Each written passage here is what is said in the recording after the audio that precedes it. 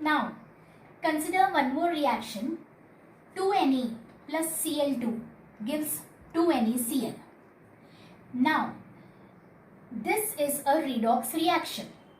But why is it a redox reaction? पहले क्या था? CuO plus H2 gives Cu plus H2O. This is a redox reaction क्योंकि इसमें oxidation और reduction दोनों एक साथ हो रहा है. Now, what is the difference between this reaction and this reaction?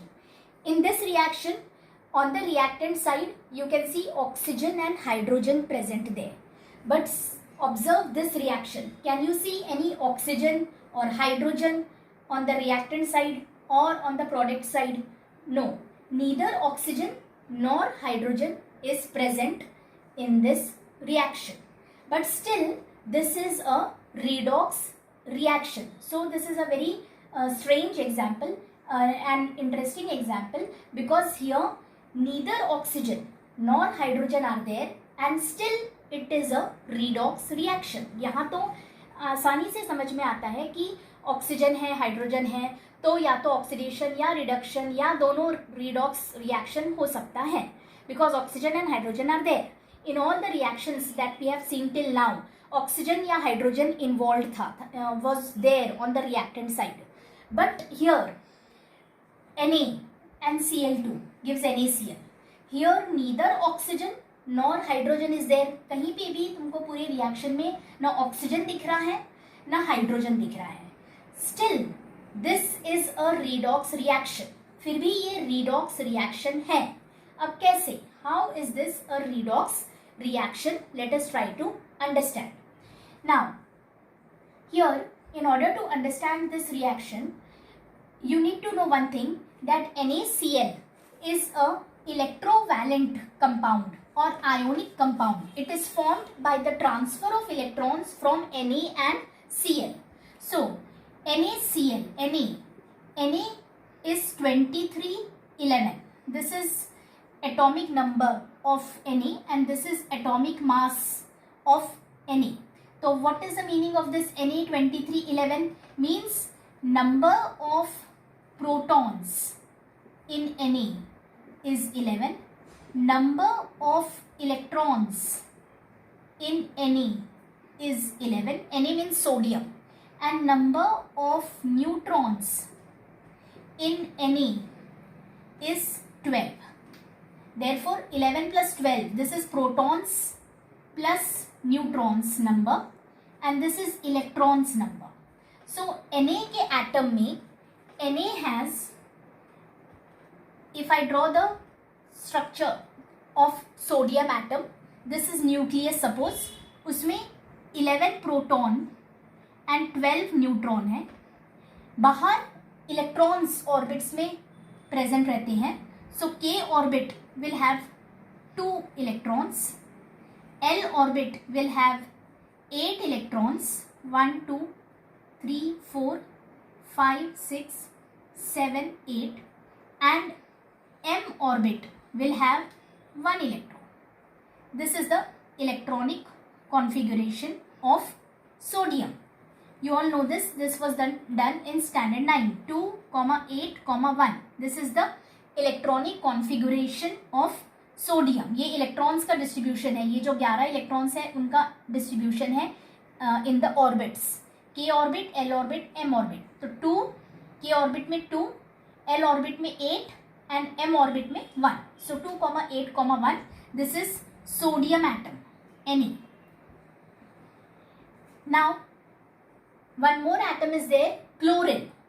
Chlorine has electronic configuration, has 35 atomic mass number and 17 atomic number. That is, number of protons in chlorine is 17. Number of electrons, proton और electron का number equal रहता है. जितने electrons उतने ही protons. तो electrons भी 17. Number of neutrons is 18. Number of neutrons in chlorine is 18. So, if I draw the structure of chlorine atom now, so chlorine के nucleus में 17 proton and 18 neutron. Electrons are situated in orbit. पहले orbit में 2 electron, second orbit में 8 electrons,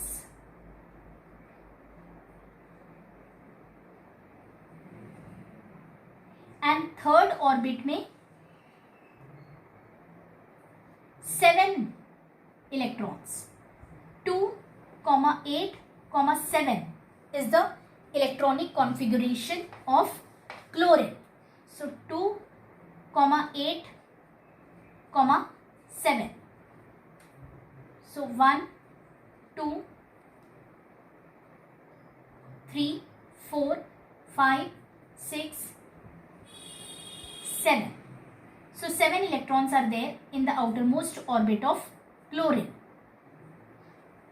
2, 8, 7 is chlorine atom. Now, so these are the two atoms on the reactant side, sodium and chlorine. They are on the reactant side. वो react हो रहे हैं to form NaCl compound. तो ये compound NaCl कैसे बना? This is an electrovalent ionic compound. इसमें electrons का ट्रांसफर हुआ बिटवीन सोडियम एंड क्लोरीन. तो how the transfer took place? Now before transfer के पहले, कंपाउंड बनने के पहले सोडियम और क्लोरीन अलग अलग एटम्स है दो. सोडियम का इलेक्ट्रॉनिक कॉन्फ़िगरेशन है 2, 8, 1. क्लोरीन का इलेक्ट्रॉनिक कॉन्फ़िगरेशन है 2, 8, 7. So any atom is neutral, it has no charge on it. All atoms are neutral. So कैसे न्यूट्रल है? इसमें पूरे एटम में, सोडियम एटम में कोई चार्ज नहीं है. नाउ ट्रांसफर के पहले, before transfer of electrons between sodium and chlorine. So before transfer of electrons, the net charge on sodium atom is 0 and net charge of chlorine atom is 0. How? Sodium में 11 protons है. हर proton में एक positive charge रहता है. तो 11 protons है तो 11 positive charge हो गए. Total 11 positive charge. हर प्रोटॉन का एक पॉजिटिव, तो 11 प्रोटॉन की टोटल 11 पॉजिटिव. तो plus 11 for 11 protons, positive charge. Each proton carries positive charge. तो plus 11 is for protons. Plus neutrons don't have any charge, तो न्यूट्रॉन्स को लेना ही नहीं है. नाउ इलेक्ट्रॉन्स में नेगेटिव चार्ज होता है. ईच इलेक्ट्रॉन, हर इलेक्ट्रॉन में एक नेगेटिव चार्ज होता है. तो how many electrons are there? 11 electrons. तो 11 इलेक्ट्रॉन का एक नेगेटिव, तो 11 इलेक्ट्रॉन्स के -11 नेगेटिव चार्ज हो जाएगी. So what is the net charge? 11 minus 11 becomes 0. 11 minus 11, algebra plus minus, so 11 minus 11 0. यानी net charge on sodium atom before transfer, अभी तक ट्रांसफर नहीं हुआ, जब वो अलग अलग है सोडियम एंड क्लोरीन, तो इसमें net charge is 0. This is how it is 0. 11 protons का प्लस 11 रहेगा. प्रोटॉन्स में चार्ज होता है, हर प्रोटॉन में एक पॉजिटिव चार्ज, तो 11 प्रोटॉन्स के प्लस 11 पॉजिटिव चार्ज. हर इलेक्ट्रॉन में एक नेगेटिव चार्ज, तो 11 इलेक्ट्रॉन्स का -11 negative charge. So what is the net charge? Plus 11 plus -11, तो 11 - 11 is equal to 0. So sodium atom में there is no charge on it, neutral है वो. Now come to chlorine. Chlorine में 17 protons are there, therefore they will contribute to positive charge. So we will have plus 17 positive charge because of the protons. Plus 17 electrons हैं, हर electron में negative charge होता है, तो negative charge के कारण total -17 negative charge हो जाएगा because 17 electrons are there. So 17 minus 17 becomes again what? 0. तो इसका भी चार्ज क्या हो गया? 0. बिफोर ट्रांसफर, ये अभी ट्रांसफर हुआ नहीं है. Before transfer sodium is neutral, chlorine is neutral. No charge on sodium, no charge on chlorine. अब NaCl बनने के लिए उनमें ट्रांसफर ऑफ इलेक्ट्रॉन्स होगा, इनके बीच ट्रांसफर ऑफ इलेक्ट्रॉन्स होगा. So after transfer of electrons to form NaCl after transfer of electrons. क्यों transfer हो रहा है? ताकि Na और Cl जब कंबाइन होंगे टू फॉर्म NaCl, तो जब वो पास में आएंगे, कंबाइन होंगे, रिएक्ट होंगे, तो उनके बीच में ट्रांसफर ऑफ इलेक्ट्रॉन्स होगा. कैसे ट्रांसफर होगा? Na will give 1 electron. ये Na के आखिरी आउटर मोस्ट ऑर्बिट में जो एक इलेक्ट्रॉन था, वो अपना एक इलेक्ट्रॉन क्लोरीन को दे देगा ताकि Na में 2,8 रह जाए. That is octet in the outermost orbit. तो Na I am drawing again. Na अंदर है nucleus. This is nucleus. Nucleus में है 11 प्रोटॉन. प्रोटॉन तो अंदर वैसे ही है, प्रोटॉन्स ट्रांसफर नहीं होते हैं. प्रोटॉन्स न्यूट्रॉन्स न्यूक्लियस में रहते हैं. इलेक्ट्रॉन्स ट्रांसफर होते हैं from one atom to the other atom. So अंदर तो 11 प्रोटॉन है और 12 न्यूट्रॉन है. सोडियम की बात कर रहे हैं. सो हियर के ऑर्बिट में 2 electrons were there. L orbit में 8 वर देयर. 1 2 3 4 5 6 7 8. और लास्ट ऑर्बिट में, this is the outermost orbit, इसमें जो एक इलेक्ट्रॉन था वो सोडियम लूज कर देगा, दे देगा किसको? क्लोरीन को. ये जो एक इलेक्ट्रॉन इसके आउटर मोस्ट ऑर्बिट में था, वो दे देगा किसको? क्लोरीन को. तो अब आउटर मोस्ट ऑर्बिट रहा ही नहीं. मतलब आउटर मोस्ट ऑर्बिट जो एम ऑर्बिट था पहले, वो दैट इज गॉन. अब 2 ही ऑर्बिट बचे, के orbit and L orbit. And उसका इलेक्ट्रॉनिक कॉन्फिगरेशन हो गया 2,8 and 1 electron it has given to chlorine. वो जो एक इलेक्ट्रॉन इसने लूज किया, वो क्लोरीन गेन कर लेगा. तो क्लोरीन में है 17 प्रोटॉन, 18 न्यूट्रॉन. न्यूक्लियस में कोई चेंज नहीं होता है. सो बाहर है के में 2 इलेक्ट्रॉन्स, देन 8 इलेक्ट्रॉन्स, 3 4 5 6 7 8. और एम ऑर्बिट में 7 थे, पर 7 ऑलरेडी थे. 1 2 3 4 5 6 7 बिफोर ट्रांसफर क्लोरीन में. तो वो एक इलेक्ट्रॉन इसका इधर चले जाएगा सोडियम से क्लोरीन में, और यहाँ क्लोरीन में 8 electrons outermost M orbit में आ जाएंगे. सो ऐसा क्यों हुआ? So that sodium has 8 electrons in the outermost orbit. उसमें भी आउटर मोस्ट ऑर्बिट अब एल हो गया और उसमें 8 इलेक्ट्रॉन है. इसमें आउटर मोस्ट ऑर्बिट एम है और उसमें भी 8 इलेक्ट्रॉन है. सो टू फॉर्म एन ऑक्टेट, 8 को ऑक्टेट बोलते हैं. तो ऑक्टेट बनाने के लिए ये ट्रांसफर ऑफ इलेक्ट्रॉन्स हुआ.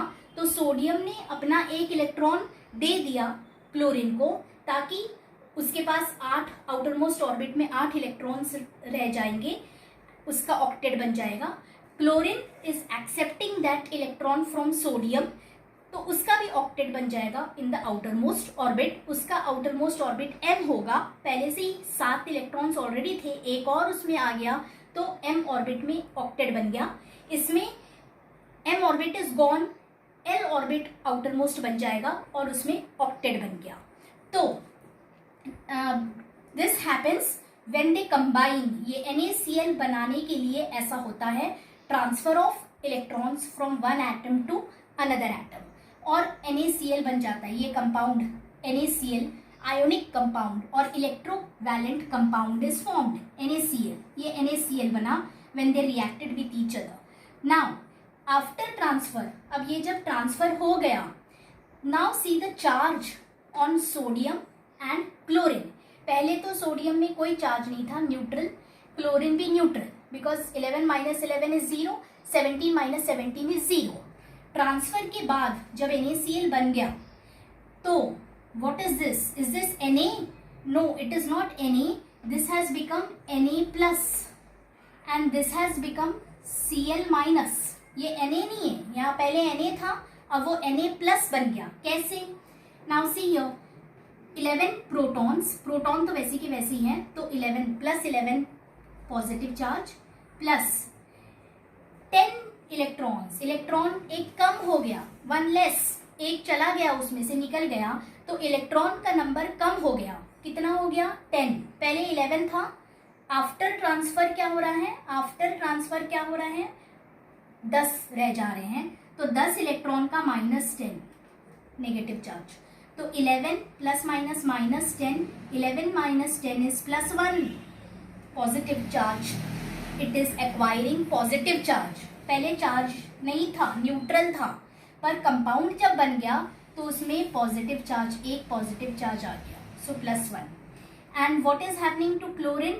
क्लोरीन में +17 प्रोटॉन के कारण +17 पॉजिटिव चार्ज प्लस -18, पहले 17 इलेक्ट्रॉन्स थे, अब हियर 18 इलेक्ट्रॉन्स हो गए. 2 8 8, K में 2, L में 8, M में 8, तो टोटल हो गया 2 8 8 का 18. तो 18 इलेक्ट्रॉन्स का -18 नेगेटिव चार्ज, तो 17 प्लस माइनस -18, 17 - 18 एल्जेब्रा के रूल्स लगाएंगे तो -1 होता है. 18 में से 17 गया, so 1 left, and 18 is bigger, उसमें नेगेटिव चार्ज है तो -1.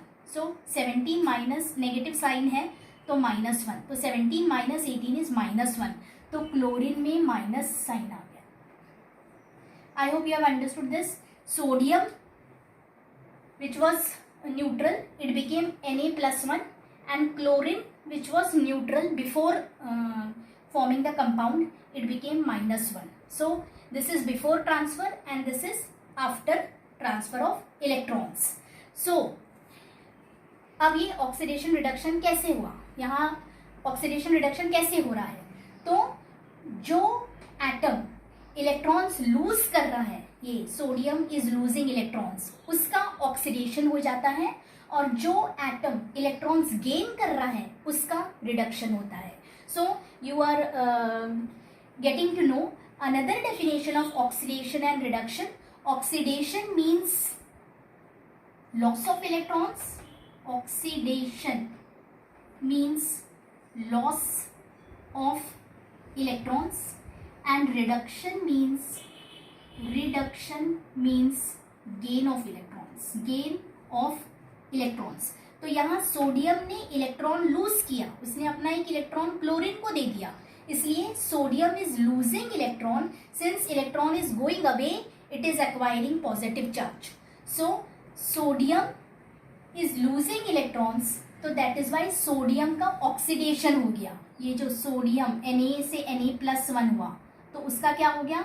Oxidation. And reduction means gain of electrons. Chlorine is gaining that electron. ये सोडियम लूज कर रहा है और क्लोरीन वो एक्सेप्ट कर रहा है, क्योंकि उसमें एक्स्ट्रा का एक इलेक्ट्रॉन आ गया. उस जितने इलेक्ट्रॉन्स आते हैं उतने negative charge that atom acquires, तो एक एक्स्ट्रा का आ गया, इसलिए -1, तो -1 चार्ज उसमें आ जाएगा. तो gain of electrons is reduction. So arrow goes from chlorine to chlorine, ये है reduction. And arrow goes from sodium to sodium, ये है oxidation. So another definition of oxidation reduction you came to know, that is oxidation is loss of electrons and reduction is gain of electrons. यहाँ पर oxygen hydrogen नहीं है, तो कैसे पहचानेंगे कि ये ऑक्सीडेशन रिडक्शन है, रिडॉक्स रिएक्शन है? So you will have to analyse it from this point of view, loss of electrons and gain of electrons. तो loss of electrons is oxidation. So oxidation का एक और डेफिनेशन पता चला. Oxidation is gain of oxygen और loss of hydrogen और loss of electrons. Loss of electrons,